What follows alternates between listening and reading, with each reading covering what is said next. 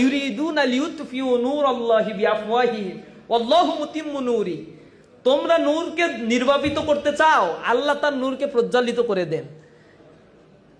আল্লাহ রাব্বুল আলামিন আমাদেরকে বাঁচিয়ে রাখবেন, কারণ আমরা আল্লাহর গুণকীর্তন করি। দুনিয়ার কোনো মানুষের গুণকীর্তন কেচ্ছা কাহিনী করে আমরা আমাদের সময় ব্যয় করি না।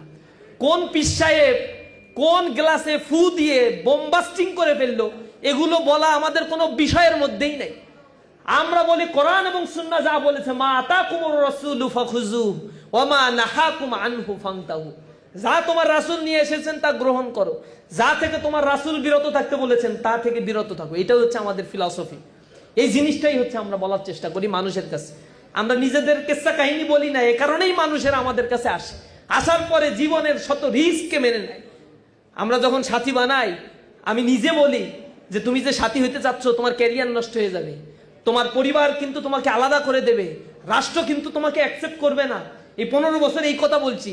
এরপরে বলছি তুমি এত রিস্ক নিয়েও কি শিবির করতে চাও? আমরা শিবির করতে আসলে আলিঙ্গন করে বাবা তাড়াতাড়ি শপথটা নে, না, এরকম ভাবে শিবির করা যায় না। আমরা বলে দেই শিবির করলে এই প্রতিকূলতা আছে, এরপরেও যদি শপথ নিতে চাও চিন্তা করো, শপথের আগে 1 মিনিট সময় দিলাম তোমাকে। এরপরে সে গভীরভাবে চিন্তা করে। আমার জানা মতে যত শত শপথ আমি দিয়েছি, শত শত হাজার হাজার শপথ দিয়েছি, একটা ছেলেকে পাই নাই যে ওইখান থেকে উঠে চলে গেছে যে না আমি শপথটা নিব না, এখন আমার খুব ভয় লাগে। বলছে না ভাই, জীবনের রিস্ক নেব, কারণ কোরআন প্রতিষ্ঠার জন্য দুনিয়াতে আসছি, দুনিয়াতে উদরপূর্তি করার জন্য আসি নাই। খেয়ে দিয়ে ফুর্তি করে জীবন যাপন করব, মরার পরে কি জবাব দিব? অথচ দুনিয়ার জীবনটা আখেরাতের জিন্দেগির তুলনায় খুবই সামান্য একটা জিন্দেগি।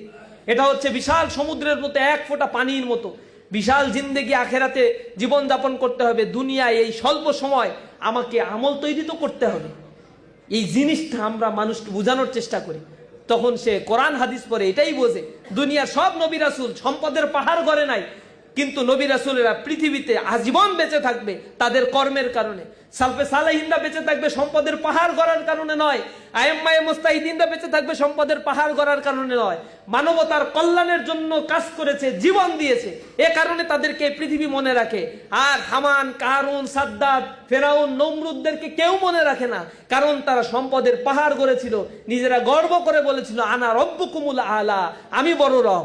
আল্লাহর সাথে তারা চ্যালেঞ্জ করে দিয়েছে। আল্লাহ রাব্বুল আলামিন বলেছেন তোমাদেরকে কোথা থেকে সৃষ্টি করেছে, হুশ করো না। মিন নুতফাতিন আমশাজ, শুক্র রক্তবিন্দু থেকে তোমাকে সৃষ্টি করেছে।